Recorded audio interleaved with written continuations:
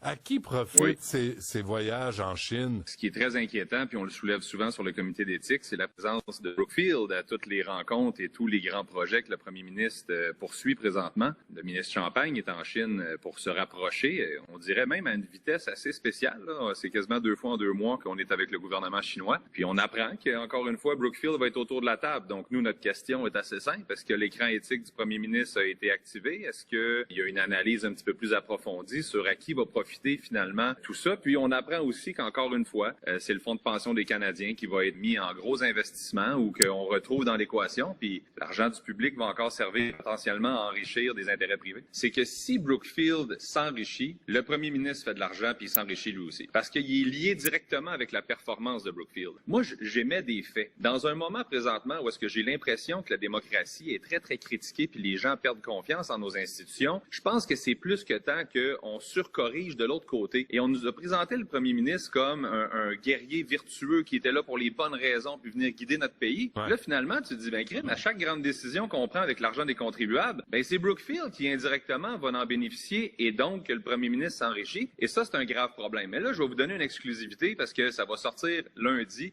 dans mes documents. Le gouvernement a annoncé le projet de Grays Bay. Ça, c'est au Nunavut. Okay. Et là, c'est de développer des routes qui vont se rendre à une mine. Mais à qui appartient cette fameuse mine-là de Isaac Lake? Au gouvernement chinois? À la fois Israël et à la fois les États-Unis, je parle des forces militaires des deux pays, sont sous le contrôle, ont été sous le contrôle en partie, on ne peut pas dire à 100%, mais en partie ont été sous le contrôle de la noblesse noire à travers des services secrets britanniques et des services secrets américains qui ont infiltré toute la société. Et l'équivalent du côté d'Israël, comme on a utilisé la mafia khazarienne pour prendre le contrôle de ce pays-là et de maltraiter les populations locales, incluant les Juifs. Je veux juste vous rappeler que durant la COVID, l'injection était obligatoire en Israël pour tous les habitants. Tous, sans exception. On ne se gêne pas de maltraiter les Juifs partout dans le monde parce que ça sert l'agenda. Ça sert l'agenda qu'on veut faire avancer. Ce qui est important de comprendre, c'est qu'actuellement, on se sert des textes religieux, de la mythologie religieuse pour faire avancer un plan de domination sur la Terre qui... c'est pas que les événements se produisent comme ce qui est écrit, c'est que ceux qui provoquent les événements s'inspirent de ce qui est écrit pour que les gens croient que la prophétie se réalise. C'est une destruction pour reconstruire. Qu'est-ce qu'il disait? Build back better. Reconstruire mieux, mieux reconstruire. C'était un des slogans des mondialistes. Alors, c'est ça qu'ils sont en train d'appliquer. C'est pour ça que la réorganisation est en train de se faire. On achève la phase de démantèlement et là, on va commencer dans les prochains mois et prochaines années, la reconstruction, la réorganisation du nouveau système. Et ça a tardé, la réponse a tardé aux États-Unis, mais là, elle est en route. Et là, ils ont reçu le mot d'ordre de redémarrer la production de gaz liquéfié. Et c'est pas un hasard qu'avant les attaques en Iran, que les États-Unis sont emparés du Venezuela, qu'ils vont s'emparer du Canada d'une façon ou d'une autre, du Mexique d'une façon ou d'une autre, parce que il y a une période de transition qui est nécessaire pour s'assurer que le dollar américain numérique domine les échanges mondiaux. Je vous ai dit lors de la dernière émission que la Russie reprenait les transactions en dollars. Hein? Vous avez mentionné ça. Là, la Chine, qu'est-ce qu'ils vont faire? C'est qu'il faut qu'ils achètent du du pétrole qu'ils achetaient au Moyen-Orient, ils vont l'acheter maintenant dans l'hémisphère des Amériques. Ils vont l'acheter en dollars américains. Comprenez? Fait que tout est en place. Il n'y a pas de hasard, il n'y a pas de folie, il n'y a pas de gens qui ne savent pas ce qu'ils font. Au contraire, tout est bien planifié. Constate que les musulmans sont en moyenne bien plus sensibles à des valeurs autoritaires, misogynes, homophobes. Et donc ça, il faut aussi le noter. Quelques chiffres peut-être pour préciser ce constat. Plus d'un musulman sur 2 en France, ce sont les chiffres d'Hakim El-Karoui, juge que les femmes doivent obéir à leur mari contre 5% de la population totale. Plus d'un musulman sur 2 en France, ce sont les chiffres de la Fondapol, juge que les juifs ont trop de pouvoir dans la politique, l'économie et les médias, contre 1/4, 1/5 de la population. Près de 2 musulmans sur 3 considèrent l'homosexualité comme une perversion contre 15% des catholiques et 10% des incroyants. Les musulmans sont plus enclins que la moyenne à déclarer que les violences contre les homosexuels sont parfois compréhensibles. Et lors de l'affaire des caricatures et lors de l'affaire Mila, on s'est rendu compte aussi, des enquêtes d'opinion ont documenté le fait que les musulmans étaient beaucoup plus réfractaires à la liberté de conscience, d'expression, à la possibilité de critiquer les religions. Alors certes, évidemment que les musulmans ne forment pas un bloc monolithique et qu'il ne faut pas les essentialiser. Il n'en demeure pas moins que cette catégorie sociologique reste en moyenne beaucoup plus perméable à des valeurs autoritaires que les non-musulmans. Souvenez-vous, le week-end dernier, la mairie de Fresnes avait été vandalisée par un groupe de jeunes. Cette semaine, une dizaine d'entre eux, tous mineurs, ont été interpellés et parmi eux, 2 adolescents viennent à nouveau d'être arrêtés dans une affaire de caillassage de voitures de police. Les précisions de Charlie Nurel, Marie Belot et Fabrice Hamzel. Tard dans la soirée, hier, un groupe d'adolescents lance des projectiles sur une voiture de police en patrouille. C'était dans cette rue à Fresnes. Une partie du groupe, 4 adolescents de 16 et 17 ans, sont retrouvés 400 mètres plus loin et placés en garde à vue. Parmi eux, 2 avaient été interpellés et placés sous contrôle judiciaire pour dégradation de la mairie de Fresnes il y a une semaine. Dans le quartier, ce groupe est bien connu. Plusieurs riverains affirment les avoir vus traîner le soir. Je pense qu'ils sont mineurs. Pour moi, ils viennent des collèges alentours, peut-être lycées. Ils sont souvent en groupe d'une bonne dizaine de jeunes. Alors après, ils sont pas méchants. Hein. Quand on va les voir, on peut discuter, mais c'est juste qu'ils font énormément de bruit. Dans le cadre de leur contrôle judiciaire, ces mineurs avaient un couvre-feu imposé de 22h à 7h du matin qu'ils n'ont pas respecté. L'un des syndicats de police ne comprend pas qu'il n'y ait pas eu plus de sanctions contre les jeunes lors de la précédente mise en examen. Ces délinquants se croient tout permis. Ils ont un sentiment d'impunité puisque dans le cadre de la procédure de la semaine dernière, ils n'ont eu aucune sanction. Certes, ils sont mis en examen, certes, il y a une information judiciaire qui est ouverte, mais ils n'ont pas une sanction instantanée. Lorsqu'il s'agit de mineurs, la détention est réservée aux délits les plus graves. En fin d'après-midi, les adolescents étaient toujours en garde à vue pour que les enquêteurs déterminent le rôle de chacun dans le caillassage d'hier soir. Incroyable, en plein direct, nous avoue que le gouv nous a menti. Tu vas voir, je vais te mettre la vidéo. Et d'ailleurs, personnellement, je pense qu'après ce petit direct, elle a dû avoir quelques soucis. Oui, on nous a menti. Oui, on continue de nous mentir. Et le pire, c'est que c'est loin d'être fini. Allez, regarde ça, on se retrouve juste après. Le gouvernement nous a dit à l'époque que la guerre en Iran ne nous concernait pas, n'aurait aucun impact chez nous. C'était bien sûr complètement faux. Ils nous ont dit ensuite qu'il n'y aurait aucun problème d'approvisionnement en carburant, que la France possédait des réserves, des stocks stratégiques incroyables.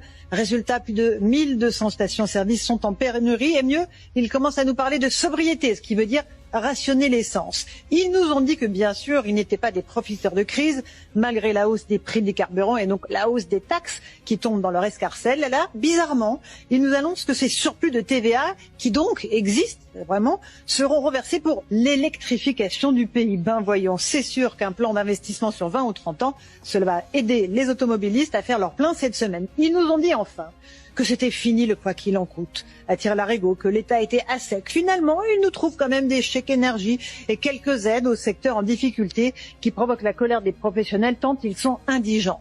Ils nous ont menti. On en a l'habitude. Ils ont des vérités, des indignations à géométrie variable. Ils changent en fonction du sens du vent. Mais ce qu'ils oublient, c'est que les Français, eux, ont de la mémoire. Comme tu as pu le voir, elle a totalement raison. Depuis le début, ils nous mentent. Mais c'est vrai que c'est rare les personnes qui l'avouent comme ça, surtout en plein direct. Et bien sûr, après cette allocution, il y a eu un débat sur ce sujet. Certaines donnent raison au gouv, d'autres non. Il faut quand même savoir que depuis le début du conflit, la popularité du président a augmenté. Enfin, ça encore, c'est ce qu'ils nous disent. Est-ce vrai, est-ce faux? On ne sait pas vraiment. Et franchement, on arrive à un moment où on ne sait même plus qui croire. Je crois qu'il n'y a personne à croire en fait. Et qu'elle a totalement raison. Depuis plusieurs années, on assiste à une désinformation flagrante de la part de la meute mainstream. Ces médias payés par le service public pour nous apporter une transparence d'information qui font tout le contraire. Propagande, mensonge, en trompant leurs propres auditeurs. C'est ce qu'on appelle l'opération Mockingbird, la chambre d'écho, où tous les médias, qu'ils soient de gauche ou de droite, récitent la même chose, le même narratif pour faire accepter un projet beaucoup plus vaste, une désinformation parfaite. Depuis quelques mois, une commission parlementaire sur l'audiovisuel a lieu avec le député Charles Alonc qui fait un travail faramineux. Il est en train de nous exposer la manière dont les médias sont mensongers, propagandistes, s'enrichissant dans ce petit cercle qu'ils ont créé des sommes astronomiques pour des animateurs de télé qui donnent leur opinion et qui sont payés avec notre argent sans dire réellement la vérité, des milliardaires qui passent en commission et qui perdent leur sang-froid. Une manière de mettre en évidence la façon dont ces personnes ont pris le contrôle de l'information. Des indemnités de départ avec des sommes astronomiques payées par le service public pour des personnes qui sont complètement en train de nous tromper. Des avantages hors sol, des animateurs qui expliquent que leur narratif est bien biaisé par des gouvernements, des journalistes qui expliquent qu'ils ne sont pas là pour faire de l'information, mais simplement devenus des agents propagandistes. C'est un monde sans dessus-dessous. On a pu assister à cette guerre de l'information et elle est en pleine expansion. Le journalisme mainstream contre le journalisme citoyen. Eh bien, figurez-vous que cette porte qui nous est ouverte actuellement avec cette commission parlementaire sur l'audiovisuel est une véritable bombe qui finira par exploser tôt ou tard. La question n'est pas de savoir qu'est-ce qu'on découvrira durant cette commission, parce que pour la plupart d'entre nous, on le sait déjà que ces gens vivent hors sol, mais c'est l'après. Les médias mainstream ne seront plus jamais comme avant. Ces journalistes vous ont trahi, vous ont menti. Ils ont renié la charte de Munich. Ils ont été des agents propagandistes et non pas des personnes qui devaient apporter l'information coûte que coûte. Gardez les yeux grands ouverts, c'est les sujets qu'on va bientôt aborder parce que vraiment ça mérite d'être réellement exposé et je pense que toutes les personnes qui font de la réinformation devraient franchement prendre ce sujet et le mettre en évidence au nez et à la barbe de tous. Nous sommes en train de gagner cette guerre de l'information contre ces journalistes gracieusement payés par nos infos à partir de rien du tout. Alors gardez espoir, gardez les yeux grands ouverts, mais surtout n'oubliez pas, on n'est clairement pas au bout de nos surprises. Un des pays qui bénéficie beaucoup, et on l'oublie, c'est la Russie. Ben oui. Le pétrole russe. Lui, le man, tout est en train de chier de son bord parce que là, les sanctions économiques faisaient qu'il y avait quasiment des pleins effets là, en ce moment, parce que ça prend du temps avant de faire effet. Puis là, ils sont tellement isolés. Puis là, qu'est-ce qui est arrivé, c'est le prix de pétrole, le baril de pétrole qui monte à 200$. Fait que là, lui, il est paumé de rire. Lui, c'est en train de refinancer au grand complet sa guerre en Ukraine. Je pense que dans les 2 premières semaines, j'avais lu que la Russie avait gagné comme 6 milliards avec ce conflit-là. Il y a tout à gagner, que ça continue à perdurer. Là, ça, complètement. Là. En plus, Zelensky, qui n'avait supposément aucune carte dans son jeu, a même offert d'aider les Américains à combattre les fameux drones Shahed. Les drones Shahed, c'est comme des drones un peu comme un genre de triangle. À 40 000 $, sont extrêmement efficaces, mais les Ukrainiens les connaissent comme le fond de leur poche parce qu'ils sont prêts avec depuis 4 ans. Mm-hmm. Fait que, tu sais, j'adore, parce que moi, j'aime beaucoup Zelensky, puis il est retourné à Washington en disant « J'avais pas de carte dans mon jeu, maintenant, t'as besoin de mon aide. » Mais il fait pas ça de façon altruiste, hein? ولا تحسبن الله غافلا عما يعمل الظالمون إنما يؤخرهم ليوم تشخص فيه الأبصار. OK. Donc, c'est essentiellement ça que j'avais. Donc, est-ce que Trump fait des erreurs? Oui, il fait expressément des erreurs. Il fait délibérément des erreurs pour que vous mordiez à l'hameçon et puis que vous reproduisiez le même genre de comportement que Homer Simpson et que vous vous électrocutiez à chaque fois, que vous annonciez la fin de Trump à chaque fois, puis à chaque fois, vous devez rétro-pédaler, puis etc. Vous n'apprenez jamais. Et c'est une ode à votre bêtise. We just happen to have the misfortune or the great luck to be living in the middle of the moment where these great institutions and the expectations that come along with them are dying right in front of us right now. And that's sad. It's hard to watch. It'll affect your sleep if you think about it too much, but it's also a prerequisite. It is a necessary step, and this is something that all Christians are thinking about in Holy Week, to rebirth. The seed doesn't produce the tree until it dies. And so the death of the unipolar moment and of the institutions within the evangelical movement are going away, but they will be replaced by something better and purer, more true to itself, constructive, unifying, healing, institutions that build and don't just destroy. That's going to happen. And God willing, we will live to see it. So rejoice in that, as sad as this is. And happy Easter. Joyeuse Pâques, on va remplacer l'Empire américain qui détruisait tout auparavant par quelque chose de plus beau et de plus serein, de plus prospère. Ouais, c'est ce que je souhaite, c'est ce que je vous souhaite à tous. Ciao! Bonjour à tous, Ben Garneau à l'appareil. Nous venons de voir la dernière vidéo. J'aimerais quand même commenter la fin de semaine de Alexis de Radio-Québec. Bon, il a passé au début à l'émission de Stéphane Hamel et le lendemain, il a donné sa chronique hebdomadaire « Qui perd gagne ». Donc, Alexis de Radio-Québec est d'accord avec Donald Trump en tout ce qui concerne toutes ses politiques extérieures, ses politiques guerrières. Rappelons qu'il voulait créer le nouveau Gaza, c'est-à-dire une Riviera.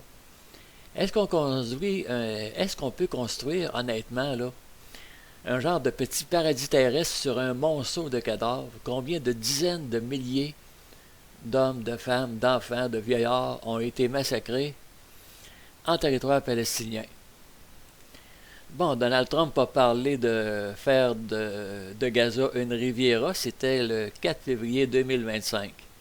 Déjà à partir de cette date-là, non, ça ne fonctionne pas du tout les politiques de Donald Trump, il va se couler lui-même. Comme je le disais tout simplement, c'est une vidéo folle de Donald Trump pour son projet de Riviera à Gaza. On ne peut pas construire un endroit paradisiaque, je le répète, sur un monceau de cadavres. Et c'est depuis ce temps-là que Donald Trump perd des plumes. Donc, l'argument principal de Alexis de Radio-Québec et de beaucoup d'autres aussi, c'est qu'il n'y aura pas de guerre. OK, il n'y aura pas de guerre. Par contre, on sait qu'il y a 1 million d'Ukrainiens qui sont morts depuis le début des hostilités. Environ 100 000 Russes qui sont morts depuis le début des hostilités en Ukraine. Eh bien oui, c'est à peu près un ratio de 10-1. En Palestine, c'est pas mieux. Il n'y a pas des millions de morts, évidemment, mais il y a beaucoup trop de victimes de femmes et d'enfants. Il y a beaucoup trop de personnel de l'ONU, du personnel ambulancier, du personnel soignant, des journalistes. Beaucoup trop de civils qui sont morts en Palestine. Ça n'a aucun sens. OK, la théorie de Radio-Québec, il n'y aura pas de guerre. Mais moi, quand je constate que ça se bat aussi furieusement que ça, en territoire palestinien et en territoire ukrainien, il y a une guerre, d'après moi. Maintenant, en Iran, qu'est-ce qui va se passer dans les prochains jours, dans les prochaines semaines? Je ne le sais pas. Je n'en ai pas la preuve, mais j'espère que Alexis a raison. J'en ai pas la preuve, mais ça se peut que ce soit moi qui a raison aussi. Dans le sens que moi, je pense qu'on s'en va vers une guerre de grande ampleur.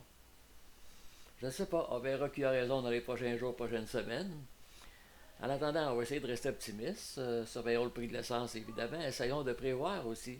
C'est peut-être le temps de s'acheter quelques réserves alimentaires pour plusieurs jours. Bon, voilà, c'est tout. Ben Garneau ici qui vous dit portez-vous bien et à la prochaine.